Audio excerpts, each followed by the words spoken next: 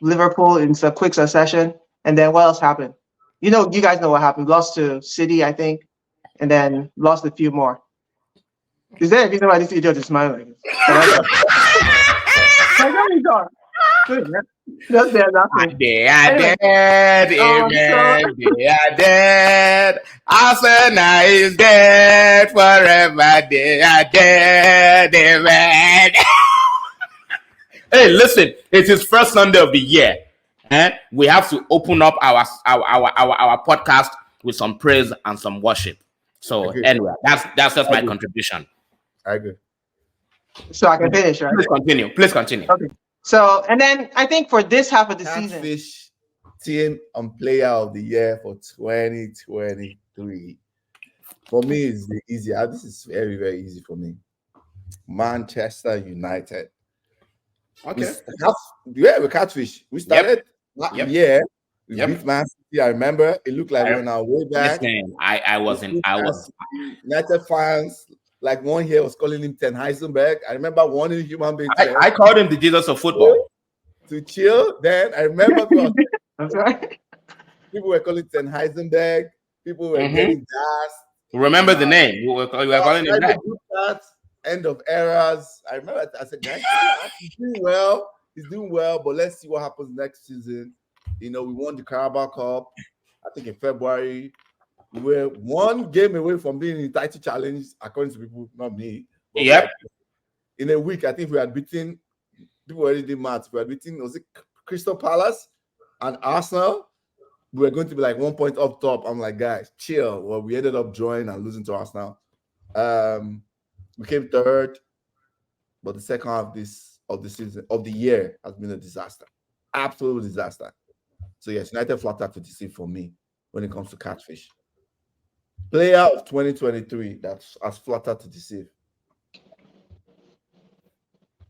The only choice I have to look at United also is Casemiro, I think. He came, he was very good. Casemiro was very good, last season. The first half of the year up until March, Casemiro was very good. Casemiro has been bad since April. He was scoring a couple of goals, and even when he came. So I think he has flattered to deceive in a way. Like, we bought him for like a 5-year contract. And this second half of the season has been terrible. I think it's been terrible. That's my one. I couldn't really think of anybody else. Who wants to go? So I pick Arsenal. I think we're definitely catfishes. But I will say why. It's tricky with Arsenal, right? Because when you talk about the full year, one half of the year is for last season, and then this half is for this season.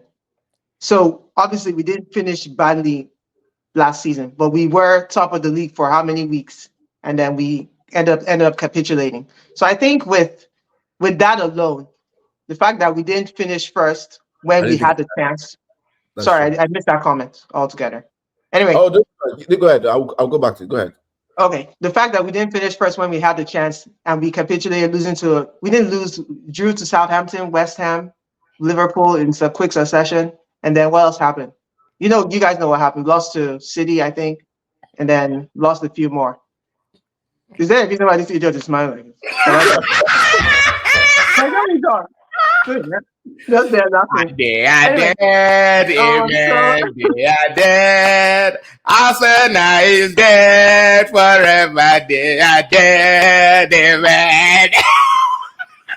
Hey, listen, it is first Sunday of the year. We have to open up our podcast with some praise and some worship. So anyway, that's just my contribution. I agree. So I can finish, right? Please continue. Okay. So, and then I think for this half of the season, so the second half, meaning 23-24, if we're talking about how has Arsenal catfished you guys, because I was probably part of the people who are being catfished. I think we're seeing traces of the way we finished last season coming to linger into this season. Even though we started fine, we're top 4, whatever, we were top of the league for one weekend, all of that. I think we still have a lot of work to do. And so I think when I hear the word catfish, you guys, you're saying it's United. And I guess based off of 22, 23, maybe the earlier part of that season, which I feel was more in 2022 for y'all, than maybe 2023 and maybe part of early 2023. I don't think we've been really deceived by United since March. That's my point. But I think Arsenal has been like there, deceiving everyone. Not in a negative way. Just, it is what it is. Like, we're just there, like, lingering at the top and making people believe that, oh, we're this, we're that. I think we have to definitely be careful, Arsenal fans. That's my point.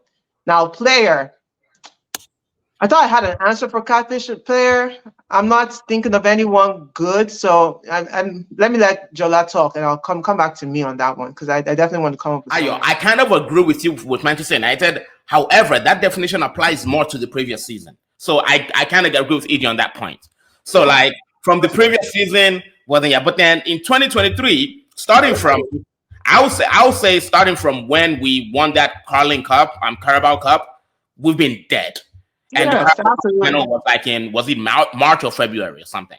February. Yeah, exactly. So since then we've been just complete dead, right? But Arsenal, listen, the cat. Listen, now it's not been dead, huh? But go on. No, that's what I'm saying. Catfish. Now you appear. This is the appearance.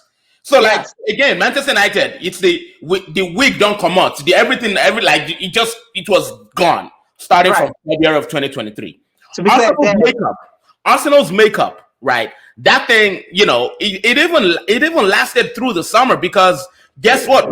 When they lost the league, it was still we go again. This next season we just need Declan Rice. All we need is Wache. That's all we need. This man thought they were getting Rice, they got Wache instead. And then makeup was still going. Exactly, you know what I'm saying? And there's some makeups and some foundation there's some foundation like types where even if they're like waterproof, like if it's raining or if you get it like it's still they want with the sales now. They're not from Abade Bayam. I want to be clear. I want to ask you a quick question. Are you saying that Declan is a flop? Oh, why are you not letting me talk now? Because I just trying to make you get there. Let me just finish. I want to hear it now. Let me just finish now. So what I'm saying is they added that foundation. They slapped it right on their face, and boom, they're looking like, oh, now we're the real deal. But then ordinary one, no be even rain, no be even just drizzle last one. It don't come out. It don't cast. It don't. In fact, Arsenal, they're not really eating breakfast. These guys are eating brunch. This guy eating lunch. These guys are eating dinner. These guys are eating in the middle of the night. They collect steady. So yeah, bro. Arsenal, catfish FC. And look, I want they to don't say want to talk about it. Let me finish now. Eejay, let me finish. They don't want to talk about it. But they miss Shaka and they miss Partey. They miss Shaka. They miss Thomas Partey. They miss Shaka, they miss Thomas Partey, but they're not ready for that conversation. What? Now, okay, first of all, I have to respond to that. First of all, go ahead. If you're not immersed in Arsenal Twitter, you're not seeing the tears that people are crying for Shaka. You didn't see me cry. Oh, okay. I'm not in Arsenal Twitter. I don't know Arsenal Twitter. So you can't say we're not. What? You think we don't cry for Partey? So you agree that you miss Shaka and Partey? Of course. Good. Okay. Dealing with Havertz. You're telling me what we don't miss Shaka? We don't. I'm just saying. I actually posted on Twitter. I said this. I saw a picture of what's his name, Arteta and Xabi Alonso. Their best friends. I was like, Xabi Alonso, give us back that guy. Give that guy back to us. Partey is still on pitch. He's not going to Cup of Nations. We're praying that they've tricked Ghana into believing that this guy is not going to be fit for another month, hoping that he'll come back in 2 weeks. I think we understand. Arsenal fans understand. I mean, my catfish player. I mean, has to. Again, I don't want to. I want to. It's not Anthony for the same reason that it's not Manchester United. Again, because we knew Anthony was dead, right? So, catfish player. I don't have an answer for that. Honestly, I don't have an answer for catfish player. Okay, that's fair. Let's take comments. To be fair, mine is Rashford. Oh yes, sorry, Rashford. Let me go in on Rashford real quick.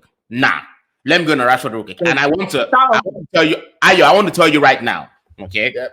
I just think, and it's good that we're saying this in the presence of EJ, because you guys have had the Rashford Saka argument. Now, EJ, I'm not over here supporting you. I'm not saying Saka. No.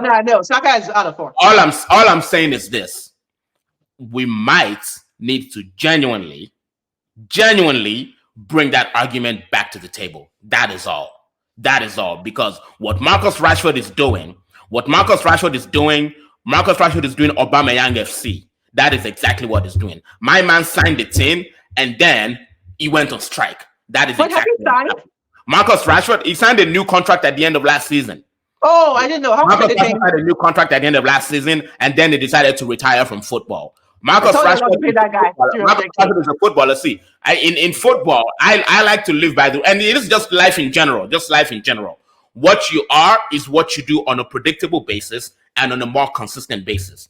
What Marcus Rashford does on a predictable basis and a more consistent basis is be a football version of a dickhead. That is exactly what it is. Marcus Rashford has not had two consecutive seasons where he scored like what?